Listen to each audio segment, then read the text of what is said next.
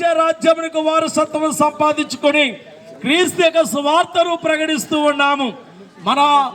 మనందరూ కూడా రక్షింపబడాలంటే ఒక పవిత్రమైన రక్తము చేత మనందరూ కూడా కడగబడాలి. ఆ పవిత్ర రక్తము యేసు రక్తము. యేసు రక్తము ప్రతి పాపాన్ని కడుగుతుంది. యేసు రక్తము ప్రతి మనిషిని శుద్ధీకరిస్తుంది.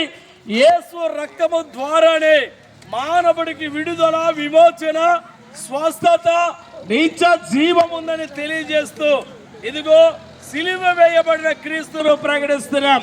ఆయనే లోక రక్షకుడు, ఆయనే నిజమైన దేవుడు, ఆయన తప్ప వేరొక దేవుడు లేడని మీ అందరికీ ప్రకటన చేస్తూ రండి, వినండి, పరలోక రాజ్యం వచ్చారండి.